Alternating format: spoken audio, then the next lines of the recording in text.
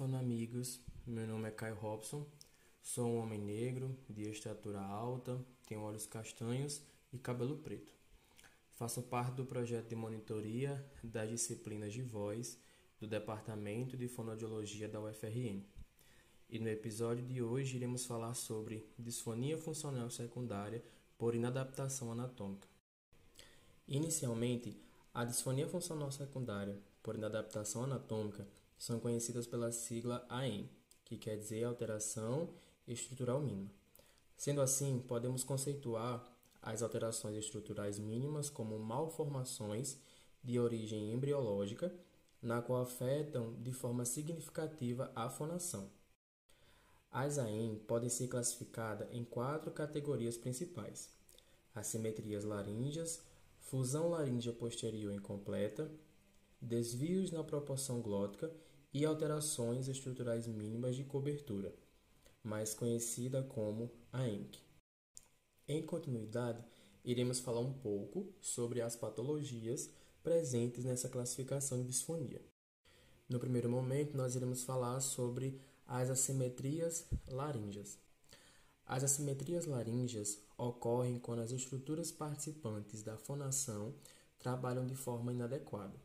Podem acontecer de estruturas estarem se sobrepondo em cima da outra no momento da fonação.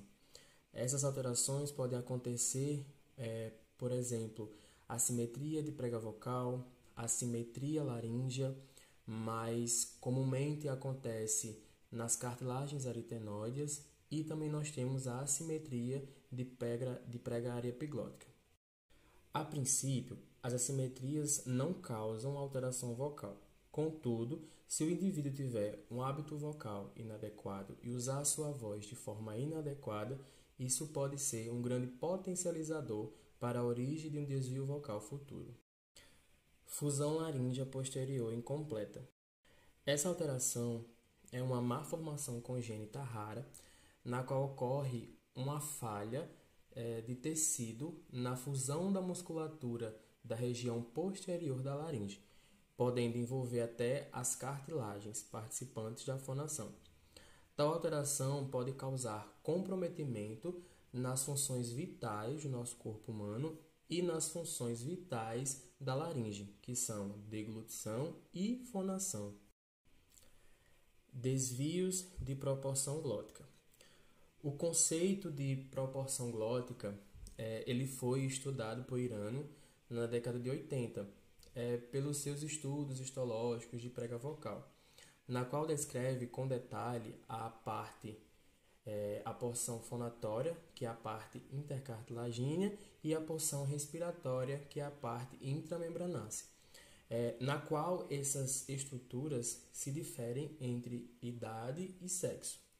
Ao estudarmos os valores de proporção, observamos que existe uma diferença entre homens, mulheres e crianças, sendo que nos homens a proporção é de 1,3, na qual isso proporcionará o fechamento completo das pregas vocais. Já nas mulheres e nas crianças, essa diferença da proporção é de 1, causando assim o fechamento glótico incompleto. E esse fechamento glótico incompleto, ele é um grande potencializador para o aparecimento de nódulos vocais em crianças e em mulheres. Já as alterações estruturais mínimas de cobertura das pregas vocais é um tipo de alteração que causa um impacto significativo na fonação, nas estruturas da laringe, nas pregas vocais, além de proporcionar desarranjos nas camadas histológicas das pregas vocais. As AENCs, comumente chamada, podem ser classificadas em sulco vocal, cisto epidermoide, ponte de mucosa, microdiafragma laríngeo e vásculo de genesia. Agora nós iremos falar um pouquinho sobre cada uma dessas classificações.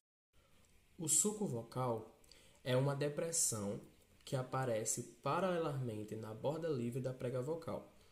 O sulco ele pode se apresentar de diferentes formas. Tudo dependerá do grau de invaginação na mucosa da prega vocal. Além disso, o suco vocal ele pode ser subclassificado em suco bolsa, suco estria maior, suco estria menor e suco oculto. Já o cisto epidermoide, ele está localizado internamente nas pregas vocais, mais precisamente na camada superficial da lâmina própria, não pegando o epitélio e nem o ligamento vocal. O seu volume pode ser tão pequeno ao ponto de ser chamado de microcisto, como também o seu volume pode ser grande, comprometendo toda a lâmina própria da prega vocal.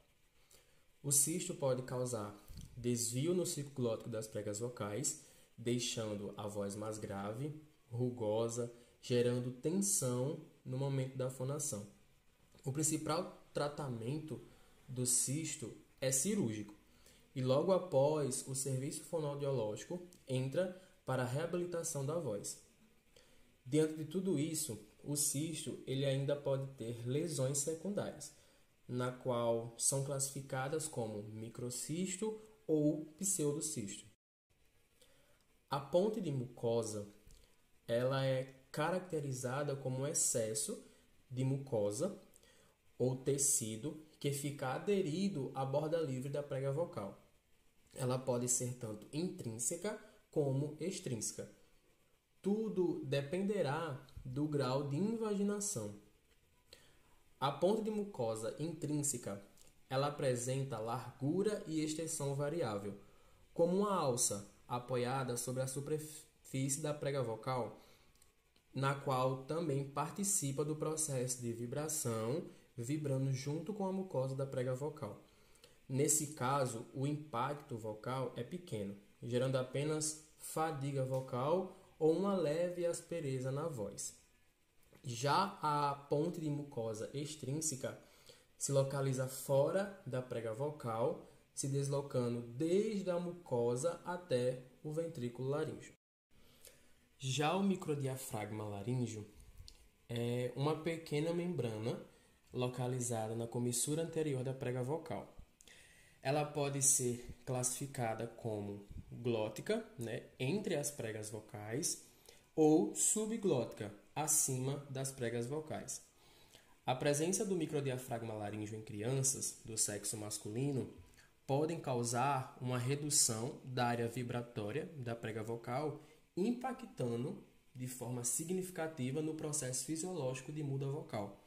Além disso, esse tipo de alteração pode gerar uma disfonia discreta, não trazendo tanto impacto à qualidade vocal. E por último, nós temos a vasculodiagenesia, que ocorre uma alteração na vascularização dos vasos presentes e distribuídos ao longo da prega vocal. Muitas vezes, essa alteração pode vir isolada apenas em um local da prega vocal. Outro sim é que muitas vezes esse problema pode estar escondendo ou encobrindo outras alterações, como por exemplo, cisto ou nódulo. É importante ressaltar que a disfonia, ou seja, a alteração vocal consequente da presença de uma alteração anatômica, só aparece se o indivíduo tiver uma autodemanda vocal ou por hábitos vocais inadequados. Como nós vimos no início, elas são malformações de origem embrionária. A pessoa já nasce com ela e pode ou não aparecer ao longo da vida.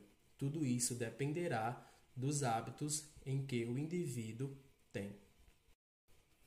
Então é isso, pessoal. O episódio de hoje vai ficando por aqui. Eu espero que vocês tenham conseguido assimilar e compreender o conteúdo.